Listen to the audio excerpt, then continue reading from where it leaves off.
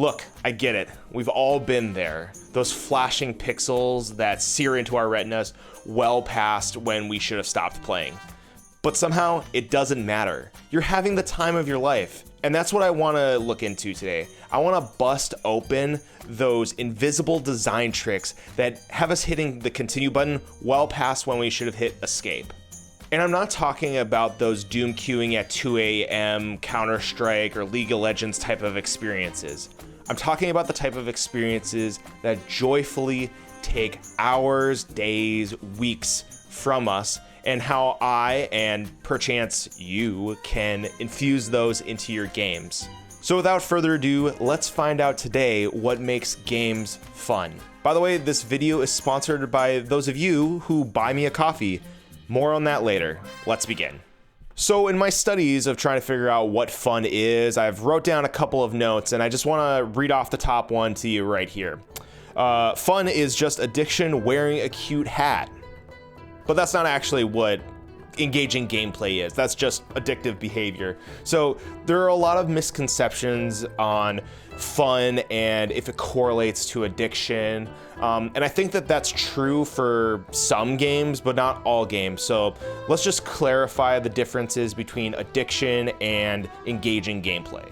See, in the past, addictive gameplay loops and engaging gameplay loops have been confused in the public's eye. But here are the spark notes.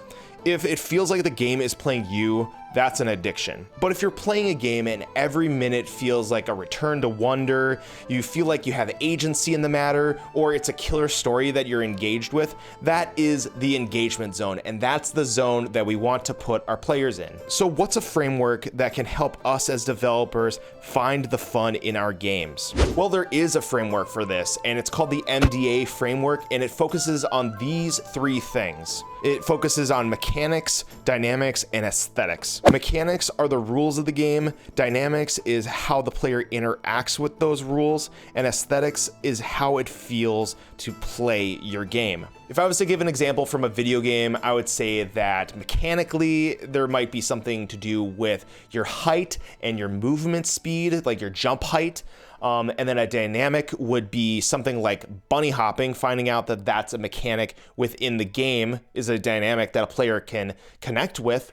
And then an aesthetic might be, wow, I am jumping out Ivy through connector, out long like a speed demon. You know, that sort of vibe. And an important distinction is, as a developer, you're going to interact with these systems different than the players are going to interact with these systems.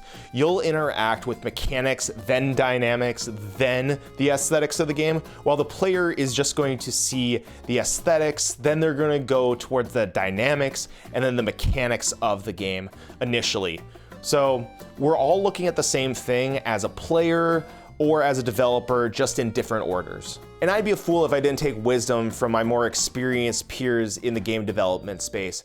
Many game developers on YouTube and all across the internet have talked about what makes a game fun. But Sasquatch Studios, I can't say the word, don't at me on this one. They laid out this framework, the MDA framework, really well in their video, and I just want to highlight a couple of the points from that. This is how the MDA framework is laid out. It's laid out in these 8 categories. Sensation, fellowship, challenge, fantasy, narrative, discovery, expression, and submission. That last one, just don't go there. I know you want to go there, just don't. No. Let's move on. Now, intuitively, when we look at this list, we go, oh yeah, there are a couple of aspects of fun that I can resonate with. And that notion stems from a strong memory you have of when you had an experience that was subjectively a feeling of fun for you. The correlation is strong enough that your mind recalls fun from that memory. And that's ultimately what we're trying to do. We're trying to create those fun, memorable moments for your player. If the loop ends for your player on, I can't wait to try that tactic tomorrow, then you've nailed what engagement should be. You've nailed the fun zone. Congratulations. Now look, I'm gonna level with you here. Fun isn't something that you just check a box off when you're developing a game. Ooh, I added fun, now it's time to debug some code. That's not how it works. Finding fun is iteration upon iteration. In other words, you have to improvise, adapt, overcome. And that is how you're going to find these fun gameplay loops while you're testing. Like I said, fun is found on iteration upon iteration while you're designing your game. So here's my advice. I would create a game that you yourself would want to play. And if you don't know exactly, that's fine. What I would do is I would research the idea of a game or games within the idea that you would find fun or that you would want to develop, and use that research as a springboard to developing the game that you would enjoy. And a quick aside on frustration and how it correlates to this whole idea of fun. Frustration shouldn't be avoided when creating a game. Some games thrive off of the player overcoming obstacles. Take Dark Souls as the prime example for this.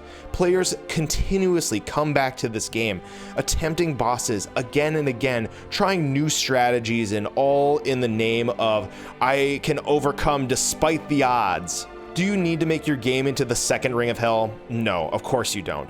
But if your game is filled with trials, I would include strong backups to the MDA framework. If I had to describe Dark Souls using the MDA framework, I would describe it as fantasy, narrative, and discovery, possibly submission. But you should be doing this with your game too. If you're going to make some sort of roguelike game, you should know at least 3 of the MDA framework pieces that would fit within your game. So make sure while you're researching your game that you're kind of thinking, hey, what are the MDA framework pieces that I want to incorporate into this game? And maybe it doesn't fall in line with what you've researched, but you can add in elements as you go. You can take them away, but it helps you to find fun. And that's the whole point. That's what this video is about. Shocker. So in conclusion, fun isn't just something that we accomplish when we're developing a game. It's something that's found through iteration and determination, and we can eventually pass that fun off to the players who play our games. Thank you so much for watching, and hey, we're at the end of the video. Congratulations. I would like to talk to you about buying me a coffee. Go and support me. Go and support me right now. When you go to my coffee page, you will see many things there, such as buy me a coffee. Or you can join our monthly members who support every single video going forward, and they also get extra perks on top of that. And there's a shop. You can see things that I have added to that if you go check out the page. But I'm not gonna tell you about it now. You gotta go there, click off this video, it's over. Thank you so much for watching, and I'll see you in the next one.